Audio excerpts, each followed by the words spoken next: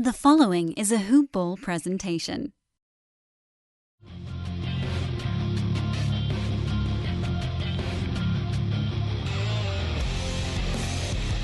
Welcome to the Fantasy NBA Today podcast. I was all set to start today's show by yelling Happy DFS Day like usual. You guys know the drill. It's Wednesday, so it's DFS Day, but it's trade machine week out here. Trade deadline is tomorrow. We are, at the time of recording this show, about 27 hours from the trade deadline. Some teams are not waiting.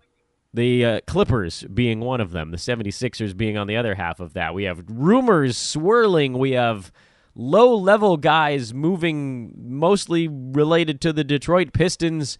And we have the great Mike Apotria here to talk DFS and full season stuff because, well, it's happening. So, Mike, good afternoon to you. Good morning to everybody else. Good morning, and like I always say, good afternoon. I got it right this time. I did. We did. We worked on it after a few weeks now. We should be able to get it right, I think. But we have a lot to jump into with the trade deadline. Trades happening late at night last night. I'm sure we're going to see some later in the day, later tonight, all the way up until the deadline. And then just in the crack of things, we have our DFS contest here with 125 spots. And first place gets that fabulous T-shirt. Second place gets our sponsor, Hawaiian Island Kona Coffee, a little gift pack. And that's still the number one thing I'm gunning for. I'm running low over here, Dan. Well, I believe, and this is like marketing 101, something you're not supposed to do is talk about something when it's a little bit quieter than usual. But the DFS contest this week is quieter than usual, and I've got to believe it's because everybody is just so laser focused on trade deadline stuff that there sort of isn't mental space for anything else. I'm fully guilty of that. I try to promote this thing as much as I can, and I'll admit I haven't promoted it but 25% as much as any normal week because Twitter's just going crazy with all of the stuff that's happening in the NBA. You had the Porzingis deal last week. You had a Marc Gasol rumor that ended up fizzling out but apparently isn't totally dead. You had the middle of the night Tobias Harris trade. How can anybody think about DFS with this stuff going on unless you're, because you're a DFS guy. So how do you convince, and then we're going to talk about the trades, but how do you convince someone who's not a DFS guy to care about DFS right now when this craziness is happening? You pretty much broke it down yourself, and it's a very, very simple explanation. If you're one of those people laser focused on all these things going on at the trade deadline, you know everything that's going on, you know who's been moved, you know who's still on the teams. And next thing you need to know is when they're going to be available to play and if they're going to be available to play. And you can really capitalize on a lot of money knowing that information because some people are going to be scared to play certain teams. They're going to be afraid of certain guys in new roles. Other guys are going to be stepping up and taking advantage of new roles. And we're going to have a brief period where DraftKings algorithm isn't going to be able to price accordingly to all this until we see it for a game or two. So if you can make your right predictions, and if you are one of those people that's a laser focused on the trade deadline, you can capitalize right here. All right, well, we're going to get into that in a few minutes. But first things first, for the season-long folks, I want to dive right into the trade that didn't happen yesterday, and then we'll get into the trade that did. The didn't was Marc Gasol to the Charlotte Hornets. It sounded Shams sent a tweet out saying that trade was close, and then sort of nothing for a little bit. Gasol didn't play in Memphis's game last night. And then we had a report from, I think it was Sporting News, saying that the trade had fallen through. And then there was another report, a conflicting one, from a North Carolina beat guy saying that they're still working on it. So what do we make of all this, I guess? So, just at a glance yesterday, literally all of the big men for Memphis were out in yesterday's game, and that allowed Ivan Rabb to go off for a huge one. How cushy is the future for Ivan Rabb? Because I get the feeling that yesterday was sort of like the absolute best case scenario. What's the worst case scenario, and what's the reasonable midpoint that we can expect? Well, and he has to get moved. Right. I guess Marc Gasol has to get moved first and foremost. Sorry, I should throw that in there. He hasn't even been traded yet. And that's it.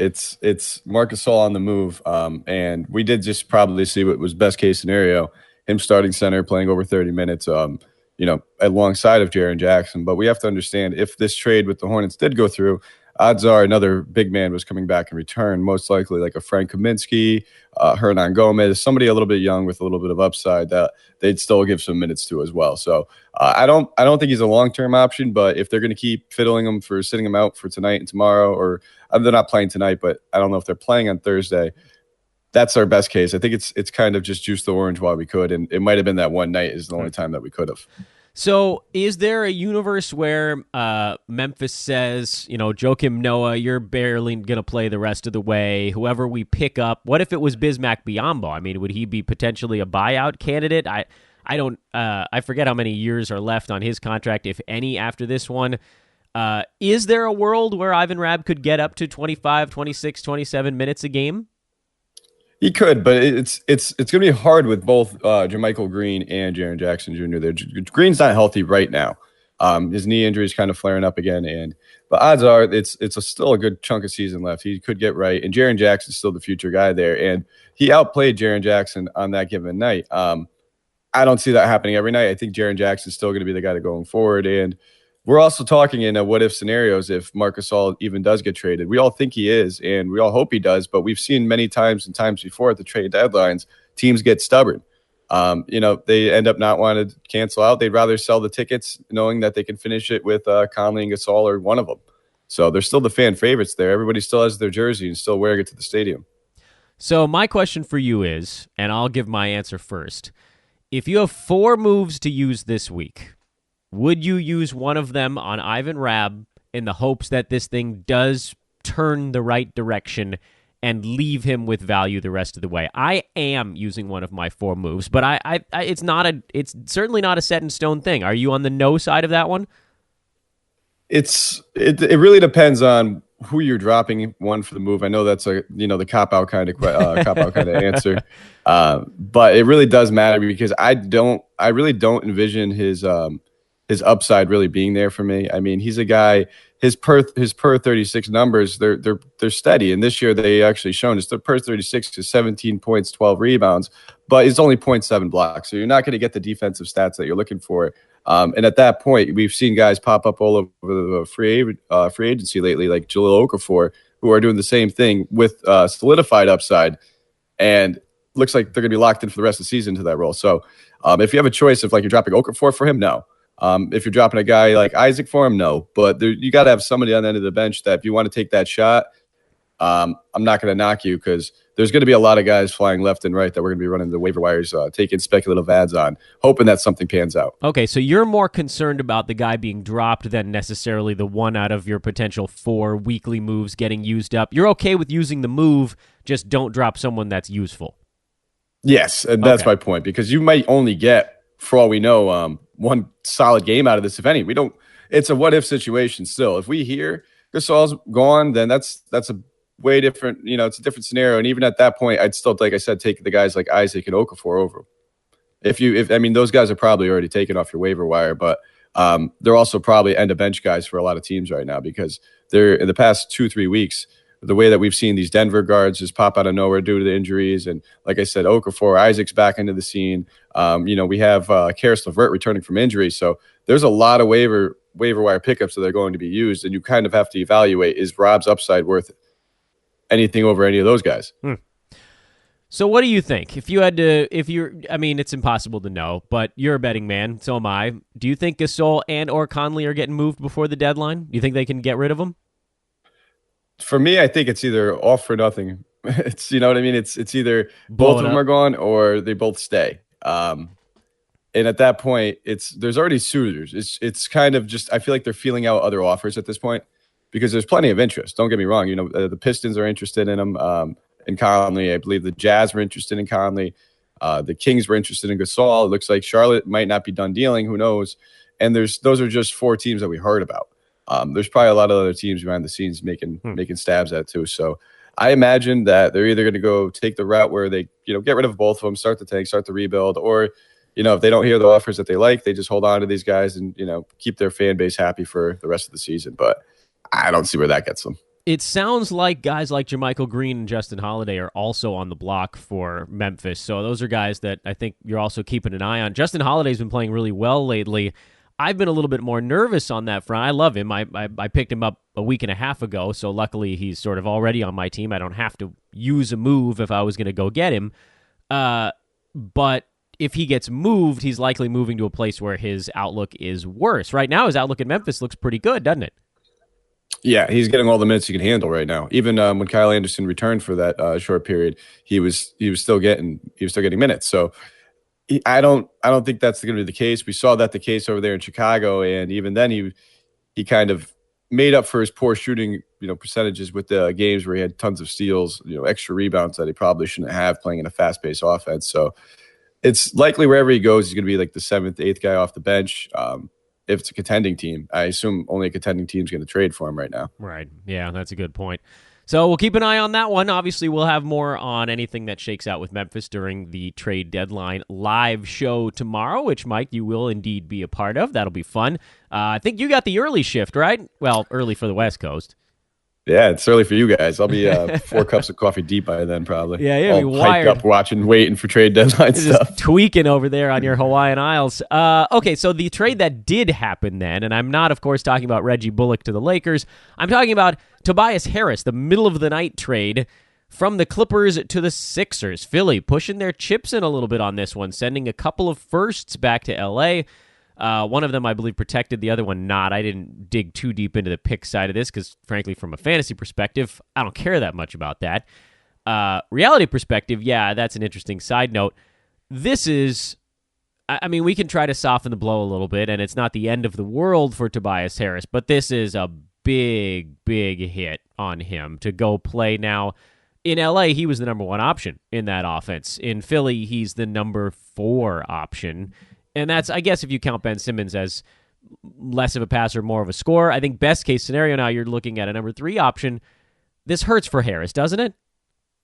It does. It has to. We were seeing him grab rebounds plentifully this year, and he was having a career year, I believe, in rebounds. But playing next to Joel Embiid right now, I highly doubt that. Second highest rebound total in his career, but the most for his minutes total.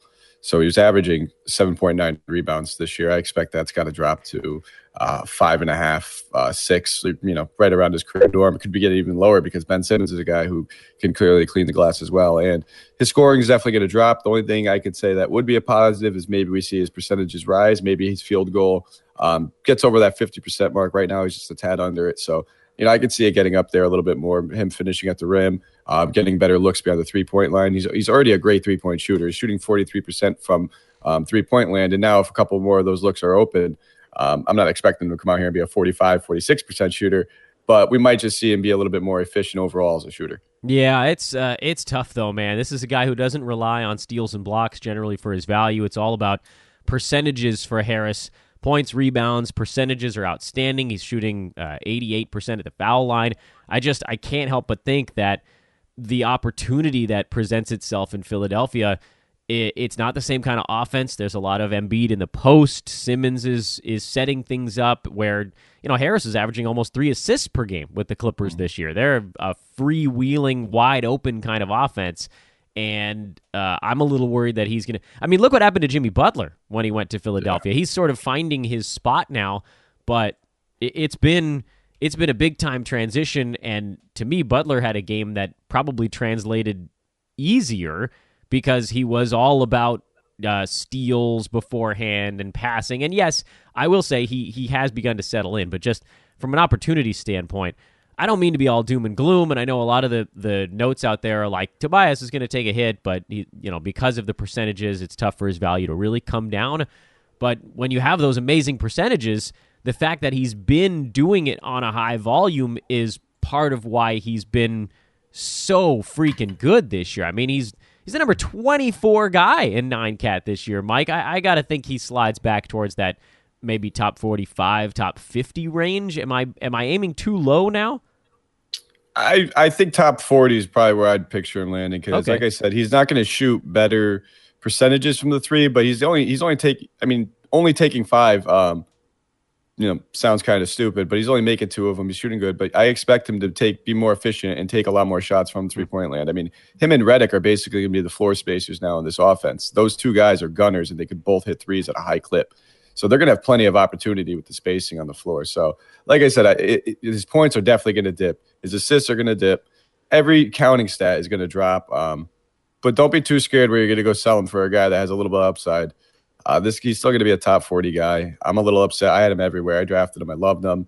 The only positive I could see, is maybe that a couple of these guys get a little bit more rest opportunity, so we don't have to worry about nagging injuries later on in the year. They're more willing to sit, Butler and play Harris, or sit Simmons, let Butler and Harris and Embiid go out there. I could see this team staying a lot fresher towards the end of the year.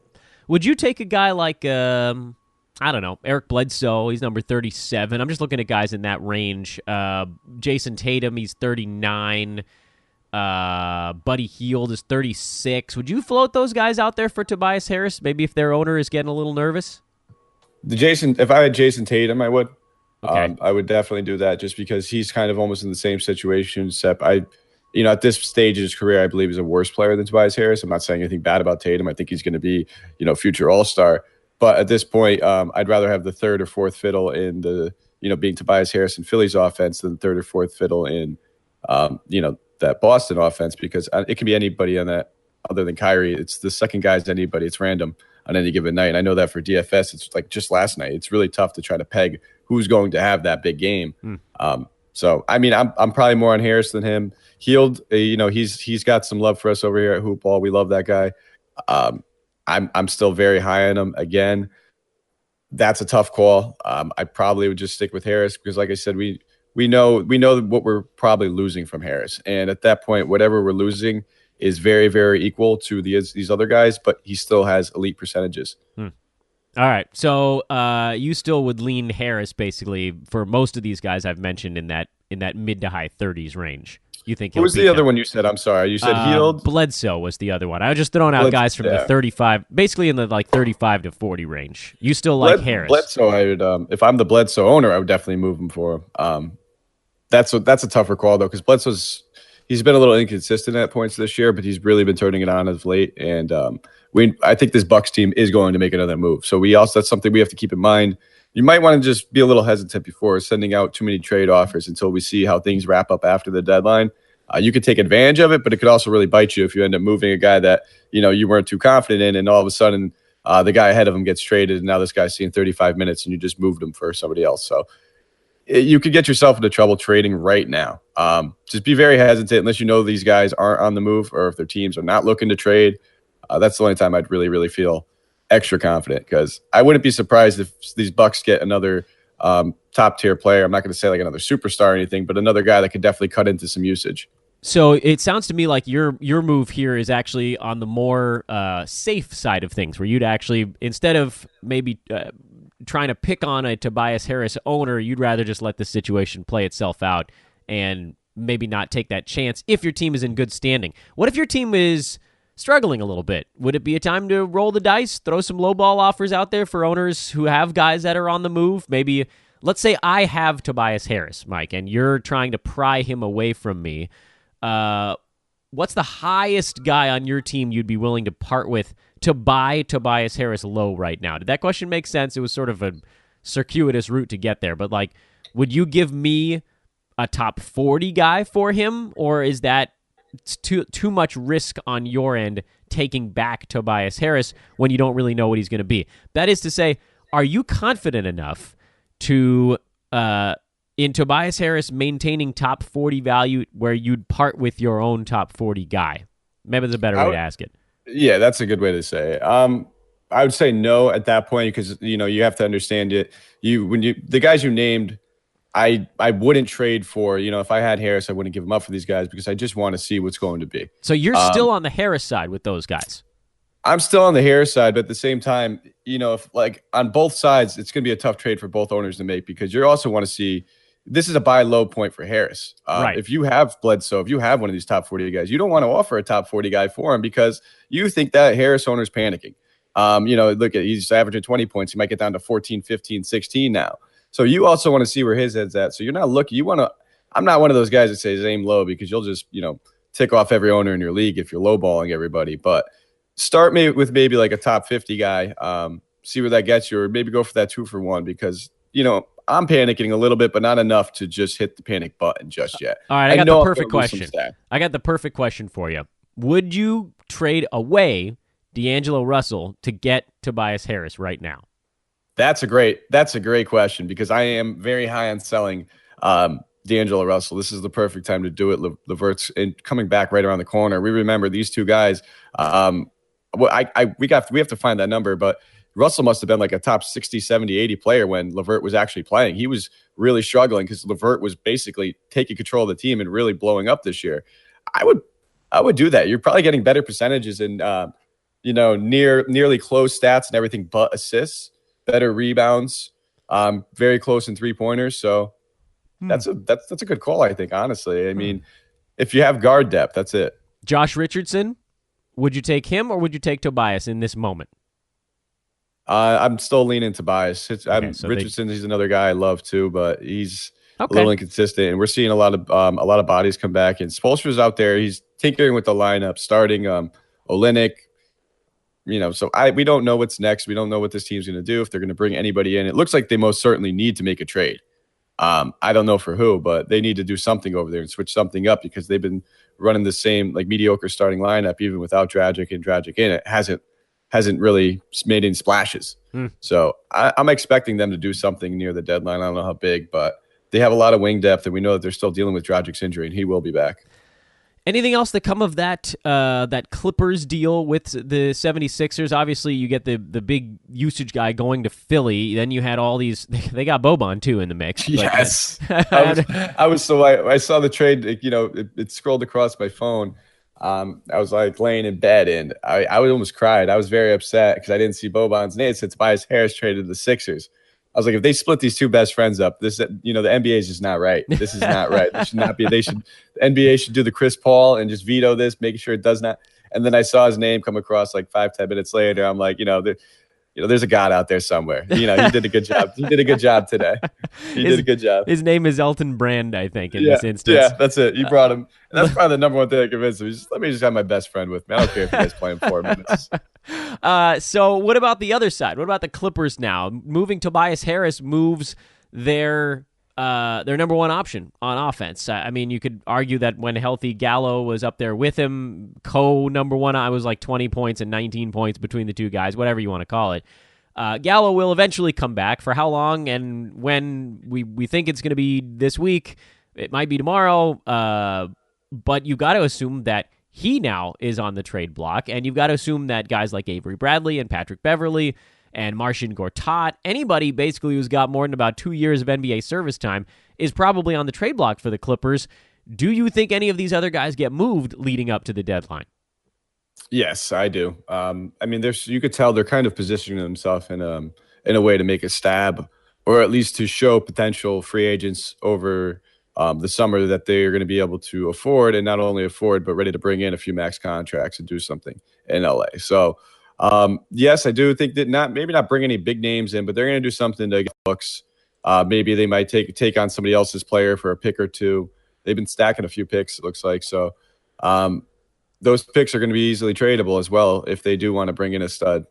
So, I wouldn't be surprised if they start moving. The problem is figuring out what to do with them until then. If they, right now, the guys they got in return, I don't see making huge splashes on the other side. I mean, Shamet might get a few minutes here and there, but he's still competing with SGA and a few other guards. So you're really kind of just avoiding, I think, that situation other than Harrell as a whole, if he doesn't even get moved. And Lou Williams, like you said, any good pieces could easily be on the move, but until then, we're definitely holding these guys, and they're going to see a big boost without Harris there. Yeah, Lou Williams has a frightfully low contract by all accounts. It was a 2-year, $16 million deal. So, yes, there is another season on his deal, and if somebody were to pick him up, they'd have to deal with that if they were hunting for cap space or whatever. But that's not a big ding from a dude who's a proven scorer. And just, I mean, still, though, you got to think that if he gets traded someplace, it's probably not going to be great for him. Patrick Beverley, he's on his deal expires at the end of this season. He's an expiring contract of $5 million, so he actually seemingly would be one of the easier guys to move. Avery Bradley, I think there's a team option for next year, but I'm not entirely certain of that. That's too much if that is indeed the case. He's making $12 million this season. Gortat expiring deal as well. Gallo actually has $22 million left on his deal for next season, so he probably becomes the hardest guy in the group to move.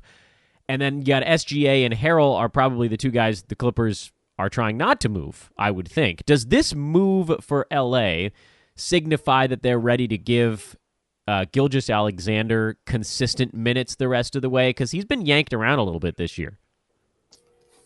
Definitely, I think he's going to be no other options really if they end up moving some of these other guards. It only takes one of these guards to move before we pretty much can see high 28, 28 to 32 minutes guaranteed. If it's either Bradley or Beverly, one of those guys off the floor. So I don't think they're going to have much of a choice. And at this point, they're on their way to being a dumpster fire team, but in a good way. I mean that in a good way. It kind of looks like they're really setting themselves up for the future. So they're going to ride the season out, let their young guys get some experience. And that doesn't mean necessarily SGA is going to be the starter next year.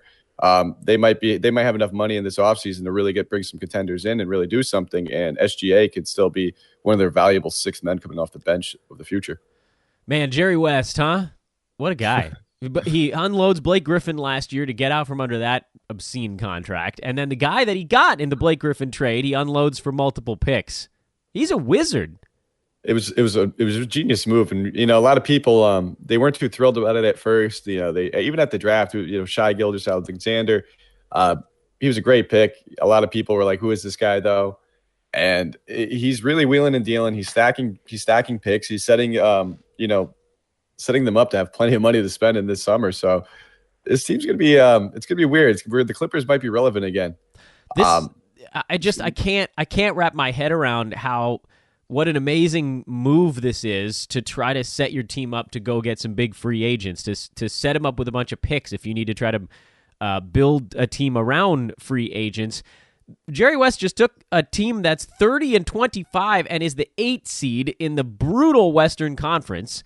I repeat, they are the 8th seed. They're in the playoffs. They'd be the 6th seed in the Eastern Conference and blew them up when everybody was like, oh, this team's just sort of coasting along right now. Meanwhile, on the other side, you had the Hornets, who are a game under 500, trying to make a move for an all-star center from the Western Conference. It's just amazing what different teams are trying to do right now.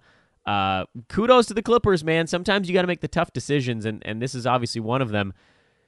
Now, I have no reason to doubt Jerry West can move some of the other guys on this roster, right? Like, some of the time you're like, well, they kind of have to go into rebuild now, right? But it's hard to do. With the Clippers, you're just like, you know what? That's probably going to be done by later today. They're like not going to be a veteran left on the roster by 4 p.m. today. It's crazy. Anyway, so we'll keep an eye on all that. Again, trade deadline live show tomorrow. We're going to start promoting the crap out of that today. It's going to be on YouTube. It's going to be free. It's 9 a.m. to 1 p.m. Pacific time tomorrow. You'll have all sorts of hoopball guests. We'll have some ITL guys on the show. Our old pal Vince, myself, Brew. It's going to be a freaking wingding. All right, Mike. I think I've taken up enough of your full season time. It's time for a little DFS. What do we got going on today? You mentioned 125 seats, but I think, as I mentioned before, a lot of people paying attention to the trade deadline. This is actually one of your best odds to get in on. I know that this is bad marketing to say that because fewer people are in the contest, it's better for you to join it, but it's the honest-to-God truth, because the prizes don't change based on attendance. If only, 85 or 90 people show up instead of 125, that means you've got a better chance to win the same amount of money. That's a good thing. It's a very good thing for them. Yeah. Bad thing for DraftKings if they hear us talking about it. That's right. Well, too bad, DraftKings. Yeah, we have a lot to look at tonight. Definitely got people resting. We have injuries. The trade deadline's going to have everybody on edge. And that's part of the reason, like you said, this contest might not be full. While you could be one of those people that's extra sharp and take advantage of this trade news, a lot of people get afraid to play at the same time because they'll be pretty pissed if you end up starting somebody and they get traded halfway through the night and they don't play. Well, let's take a look at last week then and get ourselves situated for this week. Mike, I'm sure you'll be completely surprised, flabbergasted, blown away. The Sox, I'm sure, have already whipped themselves off of your feet in surprise that I was number 38. Again, how many times in a row am I going to be between 35 and 45? It's crazy. I have a nice little comfortable nook that I've built myself in our DFS contest. I scored 258.5. It was a lower scoring week last week, by the way. and I needed 279 to get into the money. So once again, I missed by almost exactly 20 points. Deep sigh. It's pretty clear what went wrong for me last week. Miles Turner, who I spent a little bit of money on, didn't have a particularly large game. That hurt a little bit. I spent very little on Corey Joseph, so the fact that he didn't perform was not all that big of a deal. Julio Okafor underperformed last week, and then the one that crushed me the most was Luka Doncic. I poured a few bucks into that one, and then Dallas blew out New York. That was one of the fears going into it. My hope was that in the blowout, he would be the reason for it, but it was actually Dennis Smith Jr., who ended up getting traded to the Knicks like 2 days later. I don't know, man. What's a Besbris got to do to get over the hump? What did I miss? I know Luka was a little bit of a roll of the dice, but Luka at Madison Square Garden, I felt like maybe that was a time to roll the dice a little bit. There's no fault. I mean, I did pretty terrible myself. I just whiffed on a lot of them. A lot of guys that were in good spots I was very, very high on just severely underperformed. Sometimes there's nothing else to say. And, you look at these spots again. I would play Miles Turner against the Wizards again if it was tonight. Don't get me wrong. They can't rebound. They can't defend bigs. He went out there. He was 24% owned, so a lot of people agreed with us. I had him, I think, in both of my lineups. Both of my lineups are terrible, but I had a few big stinkers like Collison. Going against Washington, I was really high on him. He's been performing well, and I get him on the one down game he has. So There's nothing you could do about it. And I'm looking at your lineup, and you could beat yourself up over it, but that's it. That's the research. Some days you got to trust your process, and if you get to these results, you might not have worked on this Wednesday, but odds are this is a good process. You had a lot of good guys. You got Bayless on his 50-point night. That's probably never going to happen again. So you had a lot of good plays, and Okafor, he's been absolutely crushed. It looks like he's scoring 40 every other night. What happens? We get him on the night that he doesn't. So it's part of the game, and you just got to chalk it up to bad luck. It's not faulty research, because I look at your lineup. I don't see any guys in bad spots. I like Bojan a lot too. I was all over him. Darius Miller was crushing minutes. Doncic, I was 42%. A lot of people were on Doncic. Like you said, going in Madison Square Garden, we just saw that Harden went out there and just toasted him. So, no. Yeah. Not a bad one, Dan. Not that bad. And like you said, look at this. You're always in that, halfway range. Yeah. That means you're a great 50-50 lineup, man. If you're doing this is a tournament. Sometimes tournaments, they're a little tougher. You need a little bit more. But those 50-50s where you could just double your money really quickly, it looks like every Wednesday you'd be winning those. That's true. I am in the top half every single week. I'm slipping by. We had 101, 102 people in this contest, something like that, and there I was, 38 again, squeezing into the top half. I want to get over the hump, man. And so this week, if indeed, and it's partially my own fault for not promoting the contest as much as I usually do, but if it's a lower turnout, I don't have to beat as many of you clowns to get into the top whatever. But now that I've done it on the podcast, everybody's going to be like, oh, this is my chance, and there's going to be a flurry of you joining, and you're going to knock me back to 38th again. Looking at some of the highest priced guys on the card for tonight, Mike, as we transition now into the DFS deep dive. With Anthony Davis out, Julius Randle questionable, although I think the latest is that he's actually a game-time call and might even be considered available for this game. How does that change things for New Orleans? Are you a little bit now more careful with who you dump into a Pelicans lineup? You have to be. I mean, Kenrick Williams is somebody I've been riding ever since he's been seeing 30-plus minutes. I mean, if you look at this guy's DraftKings score over the past 4 games, it's 32, 27, 41, 31, and he's at his highest price right now, which is $5K. So he's a guy that's been he's been taking advantage of seeing the extra forward minutes, and tonight they're in a great matchup against the Bulls. So I'm all over him still. I'm going to wait to see if Randall's playing, because Randall's also a prime guy to get traded. So how much of a game time decision is a guy if you're trying to trade him and he's injured? So, if you're really trying to trade him and he's injured, you're not going to play him anyway. Why risk him getting hurt and then making it impossible to trade? So I think this is more of a game time. We don't know if we're going to trade him or not just yet, kind of thing. So if he ends up sitting towards that, I don't think that has anything to do with his injury anymore. I think that just might be him sitting and us seeing if they're working on something, we might find out the next day or after the game, later that night, whatever the case may be. But that's a bunch of hearsay. So if Randall does play, he's an excellent play. If we know that he's starting, he's going to see unrestricted minutes. he becomes a damn near must play. He's a guy that crushes front courts, especially when we see Davis and Mirotic off the court. He's going to get a lot of usage. He's going to get a lot of the offense is going to run through him and Drew. And I see a lot of it running through him because Drew said plenty of times he doesn't like playing point guard. So it doesn't mean Randall's going to play point, but you're going to have to see Randall at the ball at the top of the key a lot. Man. So that's it. So if Randall plays and he's not seeing a minutes restriction, he's definitely in play. If he's not, I'm still going right back to the well on Jahlil Okafor and Kenrick Williams. What about San Antonio tonight? They're in Golden State for a what was set to be a pretty rough matchup, and so they sat DeRozan and LaMarcus Aldridge. Greg Popovich said, you know what, we're not winning this game anyway. I'm pulling the plug on these two guys. Who steps up in their absence, and do you even risk it against a Warriors team that, I mean, this could be a 40-point game by the second quarter? It could easily get out of hand very fast. But we do have to break it down, and we do have to look at it. And with Aldridge and DeRozan off the floor, we see Rudy Gay just get a massive boost. His usage, his DraftKings points per minute, everything just flies to the roof. And he's a guy that should see plenty of shots, should see plenty of minutes. He's a fair enough price. I expect him to be pretty highly owned today. And it's kind of game script. You're going to have to play it correlating. So if you're playing Rudy Gay, maybe you're playing one of these bigger, cheaper, expensive Warrior guys like Draymond Green. Curry and Durant are pretty low price now too. Durant's 9.3. Curry, I believe he's 9.1. So if you do think this game could stay close for 3.5, 4 quarters, then you're gonna definitely want Rudy Gay because he's gonna be the main guy doing it. And if not, then you're gonna be looking at our usual suspects like Patty Mills, Marco Bellinelli, Davis Bertans.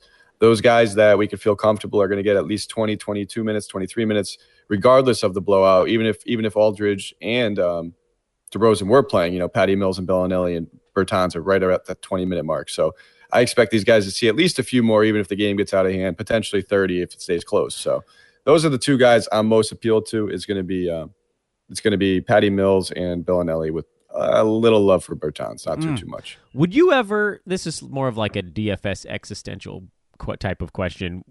When you have the two leading usage guys on a team on a one-game rest like this, and you got a tournament, for me, I play one tournament a week. That's it. That's all I do for DFS. This is the only one, is the hoop ball contest. I think it's fun. I like playing against all of you guys. And frankly, if I tried to do it every day, I'd run out of time. I have too many things going on. So I carve out time on Wednesdays. My problem, as you've seen now for the better part of like 5 weeks in a row, has been that I always end up right in that, lower, upper middle, whatever you want to call it, part of the pack. Would you ever just play like 6 dudes from the same team when their 2 superstars are out and just say, you know what, if they can hang with the Warriors somehow, like maybe the Warriors just don't pay attention and nobody plays defense and it ends up as like 115 to 105, even if the Spurs end up losing, I'm just going to play all these super cheap guys. Would you ever do something like that in a tournament play, save a ton of money and just play an entire roster of backups? You could do that. I mean, it's if you're doing an entire roster of backups, as long as you know they're getting the minutes, the usage, and the game can stay intact, that's perfectly okay. But it's all going to depend on pricing too, because what you generally want to do is if there's 6 guys on one team, even if the entire starting lineup is out and all these guys were backups and they're still going to all see a boost in minutes, well, there's still going to be 2 or 3 of those guys that probably stands out from the rest.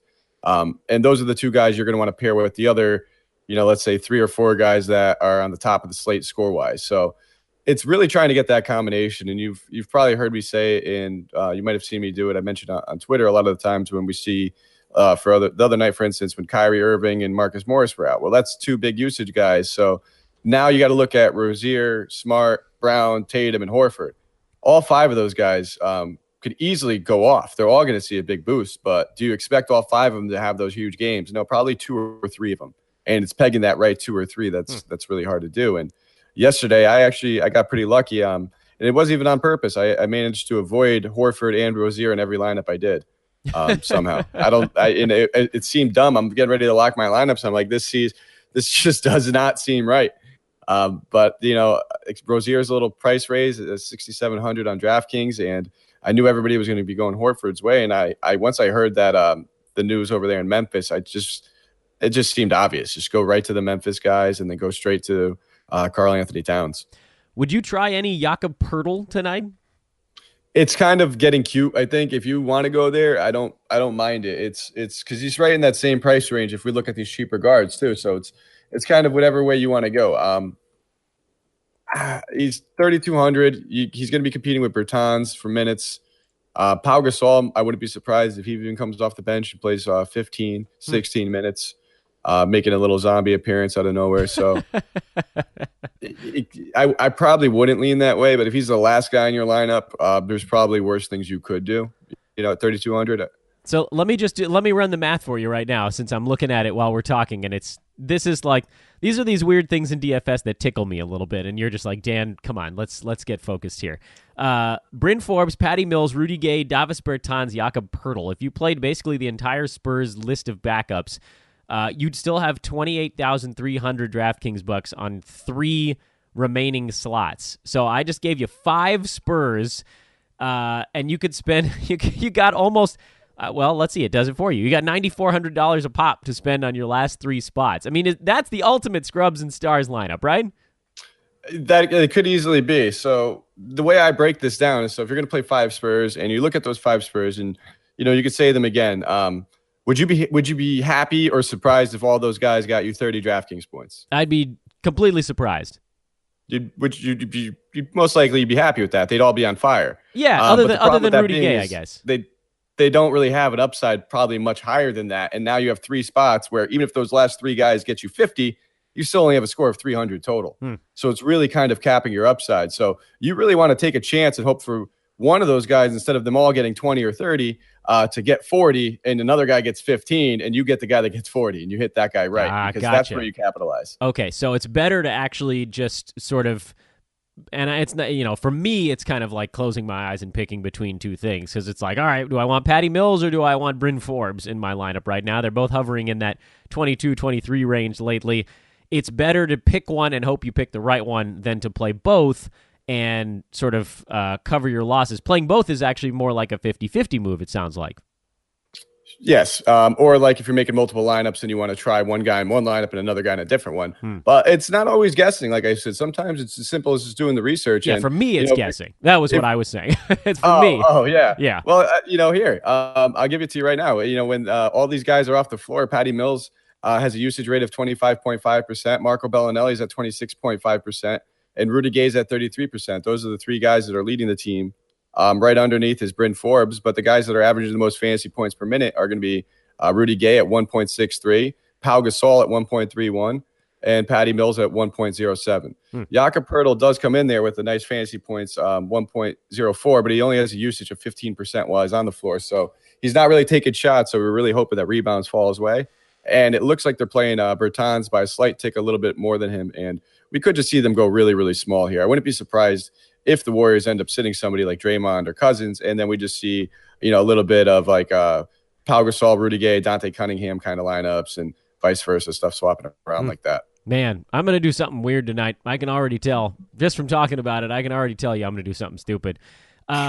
So, by the way, I didn't even have Bellinelli in the list of 5 Spurs that I gave you. If you throw him in as the 6th guy, then you've got $24,000 to spend on your last 2 players. You go James Harden and Giannis and 6 San Antonio Spurs. That's a weird lineup. If they actually kept that game close and those 6 guys played, all 35 minutes, let's say, and you had 2 guys that scored over 22, 23 actual points, the other guys get some peripherals. It doesn't sound terrible, but I put it in a low percentile chances of it taking down a tournament, because there's going to be somebody out there who just had the good Spurs. You might have had all the Spurs, but he might have just had the good ones. And then the guys that you had that were bad, he might have plugged in somebody else that got like 30 or 40. Okay, so let's go back to the expensive guys, because we talked some cheapos. It's not that huge of a Wednesday card. I think, what do we got, like 7 or 8 games today? I lost track of it. 7, yeah. So there are a ton of games going on, and the fact that we've focused so hard on Spurs Warriors is entirely my own fault. A lot of really high totals in this game. I have a question about the card, and then I have a question about getting back into the pricing structure on guys. Charlotte, Dallas. I'm a massive fan of Charlotte in this game, by the way. From a betting standpoint, it's hard to work in new pieces if you're Dallas. And Charlotte actually lost by 38 to Dallas earlier this year, if you're into that sort of thing. Would you take that betting knowledge and apply it to the DFS side, or would you dodge this game because it's the lowest total on the board? Well, there's no necessarily reason to dodge it if you have value in it, and I do think we do have some value in it. One thing we do have to monitor with it being Charlotte, I know they said that the Marc Gasol trade fell through, but it still could always be on the board. They could be restructuring it, so just keep your eye on it because if that trade does go through, it's probably going to involve a few of the major pieces over there in Charlotte. The Marvin Williams, like I said, Frank Kaminsky's, Batum's over there. It's got a match contract, so it's going to involve some bigger names. So we don't want to play those guys. So I'd feel more comfortable playing the guys that we know are going to be there, kind of like no matter what. So it's going to be tough to really go there. I'm looking more on the Dallas side than I am on the Hornets side because Kemba Walker is somebody who's notoriously struggled in away games compared to home games, specifically. And today they're on the road. It doesn't mean I'm necessarily afraid to play him in road games, but he usually takes a little bit smaller of a tick when he's on the road. It's also a back-to-back. Doesn't mean on the betting side I don't like it, but on the Kemba Walker side personally, I'm not a huge fan. 8,800 coming off of a massive game last night. He was basically the guy that broke the slate with 60 DraftKings points. So he's going to garnish a lot of ownership. A lot of people are going to just see that in the box score and go right back to that. So yeah, see, I never would have thought that. I never would have done it completely. I'm probably not going to play any of them, but I wouldn't be surprised if he has a big game.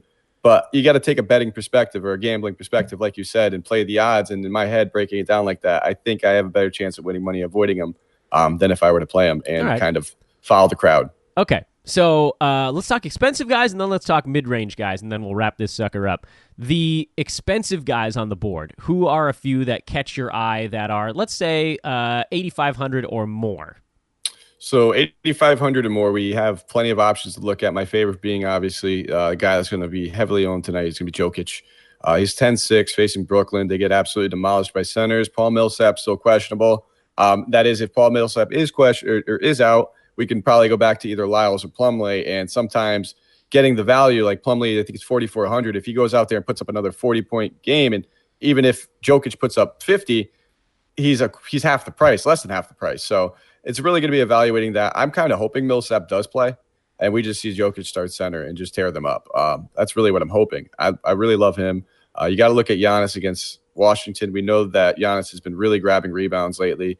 I love that matchup, by the way. I like, just to jump in, I love the Giannis matchup because, again, from a betting standpoint, this is actually the second half of kind of a home and home. These two teams played 4 days ago, I think, and Washington got blown out at home. So I actually think the Wizards are going to be extra tough in this game, and if it stays close, that's a good thing for everybody. And again, keep in mind, I did mention Milwaukee might be a team trading, and if they do trade today, they're going to lose people off their bench. It could be valuable people, and they're not going to have any other players to just step up right away. So they could be a little bit depleted, and that could be a time where Washington takes advantage and hangs in a little bit longer. You definitely have to take all these things into account, and a lot of them is speculative because right now it's 1:22 p.m. where I am, so you guys are 3 hours behind me. It's still really early.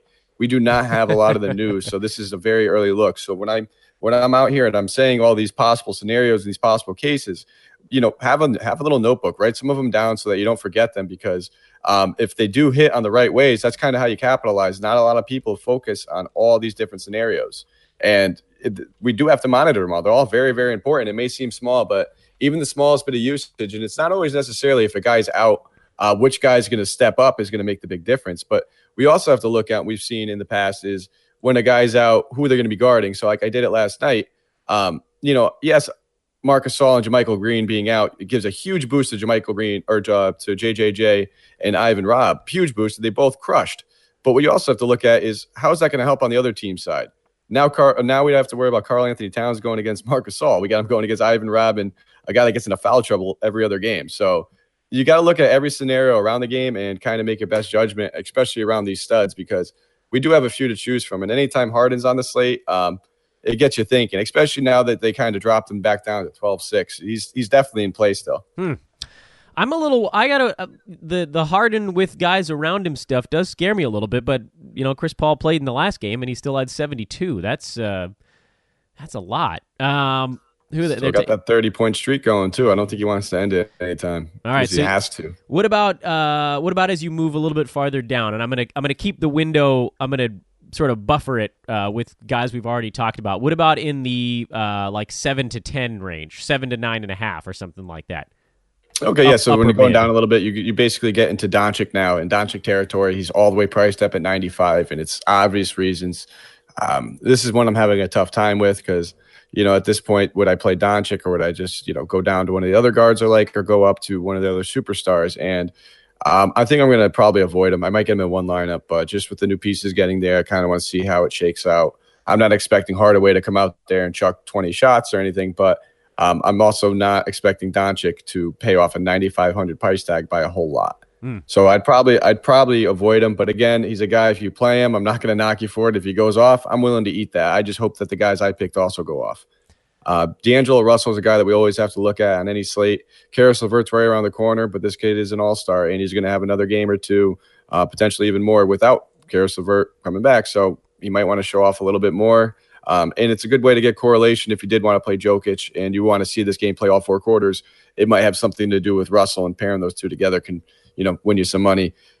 I love doing that with Russell, and it's either going to win you a lot or it's going to lose you a lot. He's a high risk, high reward type of player. He goes out there and gets 50, or he goes out there and gets 26, but he's always around that 7 or 8K range, and that's very profitable. Randall's at 77. I think we have to look at him if he is playing. Okafor is another guy for New Orleans. If we hear that Randall's out, we can go back to him. And then again, it's all about correlation. So I do like a lot of these guys on Sacramento. But if you're playing them, you want to make sure that you also have at least a little love in that Houston game, because we want to make sure that Houston does not blow them out, that we do get all four quarters from all these guys. It's very important. We could easily see a guy like Chris Paul take a seat and not play the fourth quarter if they're up 20 points going into it. What about the mid-tier guys? That's my last question for you on today's pod. What about guys in that 5 to 7.5 range? Yeah, you're speaking love to me right now. This is my range today. So this is where I struggle. This is where I really struggle. Is this, and then the last one we talked about, the middle to sort of the upper middle. So who jumps out as guys that are decently priced? Because when I'm looking at this middle chunk, and I'm sorry to jump in here, I see guys like Chris Paul at 7,100, and I think that feels kind of like is that too high for a guy like CP3? He hasn't been doing that much, or is that the time to buy in on a guy like that when he's maybe a little bit underpriced? Or, Bradley Beal at 8,600, when we were talking about the last chunk, he went on that furious run when John Wall went down, but he's actually settled into that sort of mid-40s range, and he seems like more of a safe play than a guy with upside. So how do you delineate guys in that big chunk, that 5 to 85 or 5 to 8 or whatever you want to call it? So I look at who else is on the slate around that same price and who's relatively around their price. So it gives me an idea of, this guy's upside relative to the slate. So yes, Chris Paul is 7,100, and this is a good time to attack him. He played 33 minutes last game. He put up 38 DraftKings points. That's more than hitting value. That's perfectly fine. And, again, yes, it was against Phoenix, but that game actually stayed close, and it was against Phoenix. So this game has all the potential to easily stay close. I'm not saying it's going to be a blowout. I'm not really gauging it as though it's going to be a blowout. I just know I have a lot of love for a lot of other teams tonight. But look at the slate, and, you look at De'Aaron Fox, who's just $100 more, and you look at Bledsoe, who's $300 less. In your head, do your predictions. Break it down. What kind of game do you think Chris Paul can have? If he gets 16, 8, and 4, do you think, De'Aaron Fox or Bledsoe could do better than that in their matchups? They're both in equally good matchups. I'd probably lean Bledsoe before I went Fox. So if you want to take the $300 discount, and another thing that has to factor in is, could you actually use that $300 for anything? You don't necessarily need to take the discount if you're not going to use it, or unless you genuinely think Bledsoe is going to outscore Chris Paul. If you think, your predictions go that you think Chris Paul is going to get 39 DraftKings points and Bledsoe is going to get 38, and you need that 300 can improve somebody like a bum to Patty Mills, well, then that's all worth it, because now you're only losing 1 point, but you're upgrading your other players significantly. So it's all about what's already in your lineup, who you're already targeting. So like I said, the main guys I started my lineup with, the mid-tier guys I really liked are Maxi Kleber. He's still only 4,300. We know we're going to get, probably a decent run from him going against Charlotte, a team that likes to go to the rim. So, I'm not expecting a ton of Dwight Powell. We really have to see if they're going to take Zeller off the bench. That might change things a little bit, but Kleber should still see his minutes. And at 4,300, I feel safe. He's not a huge upside guy, but we have seen him get there before. We got our guy again, like I said, over there in New Orleans, Kenrick Williams.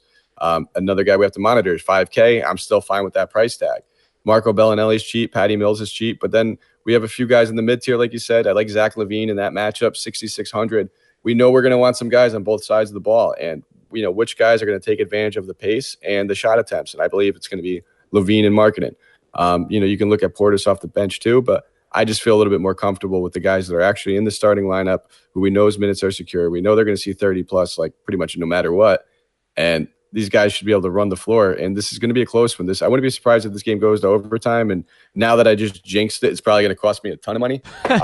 But I really wouldn't be surprised. And you got Kenneth Faried, who's still been lighting it up over there. And it's like I said, it's a lot about game script. So a lot of these good guys that are in this range, like these Kenneth Farieds, the Chris Pauls, if you want to play one of the two of those guys, it makes sense to play like a Marvin Bagley or a Bogdanovich, or I'd probably avoid Willie Cauley-Stein. Maybe if you wanted to play Buddy Hield or one of those other guys on the other side. So you get a back and forth game if it does stay close and you have some love. And you're really hoping to get like a mediocre game out of Harden if you're avoiding them, and really hit the other pieces in the close game.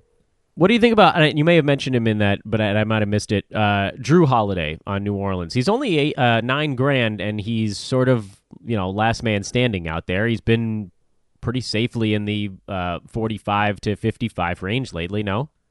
No, he's definitely more than safe, and he's still got plenty of upside. And like I said, let's do it right now. We'll do it right here on the podcast. Let's compare him to the slate. So you look at, there's a bunch of guards right around that chunk. Other than Durant, we take them all out. We have Mitchell, Walker, Holiday, Curry, Doncic, all in that price range. So I do believe Holiday in his matchup against Chicago could outscore Mitchell. I just don't trust that game completely. It's Utah versus Phoenix. Could get out of hand. So I do think he's going to outscore Walker. I already said for my reasons why I'm not really high on Walker.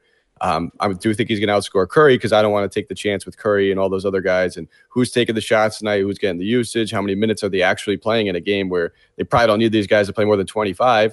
And then it leads up to Doncic, who I kind of said I wanted to avoid because he did get priced up, and I think more people would be on Doncic and off Holiday. So that's kind of how I break it down when I'm trying to decide which one of those guys to go with, or all clumped in that same price range. And interesting. I just break it down, and I'm thinking to myself, who has the highest relative upside for this slate? And to me, looking at that, yes, Doncic has a ton of it, but basing their floor into it as well, I feel the safest about Holiday, and I still think Holiday against the Bulls could be into 50, 55 DraftKings points with his upside. Yeah, I'm with you on the Doncic avoiding thing too, because with a bunch of new players coming to town in Wesley, or what you call him, Tim Hardaway Jr. and Trey Burke and whatever else, that madness that got sent west. That's going to create some of the sort of gumming of the offense you see when you add a bunch of new pieces. Mike, thanks, my man. You got stuck here for the full hour today. It's not stuck when you want to be here, man. Come on. Yeah, we get to have our little chit chats before we hop on. It's always fun. Damn right. He's Mike Apotria. I'm Dan Besbris. This is Fantasy NBA Today. We didn't even get to do an official game by game breakdown of yesterday. If you got any questions on that, hit us up on Twitter. I will be happy to break them all down for you. But we had more important stuff to do on today's show. Trade deadline stuff that's already beginning to shake itself out. I'm trying to look back at yesterday's card and see if there was any one giant thing that jumped out at me, and it was mostly just keeping an eye on the Grizzlies, and we definitely talked about that. So get yourself ready. Not a ton on the gambling docket as well, but I always tweet about it, so you can follow both of us at Mike Apotria, at Dan Besbris, if you want to see the additional thoughts on that side of things.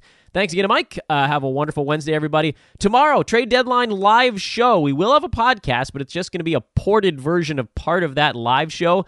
The show will be on YouTube. We're going to start tweeting out link all day today. Make sure to set your calendar, set a reminder, set an alert, whatever it is that you can do on a computer.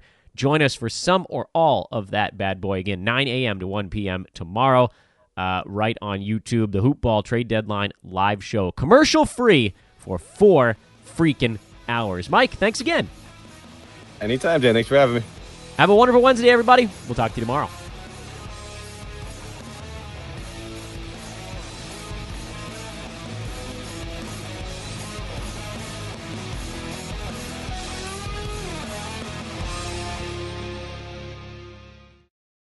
This has been a Hoop Ball presentation.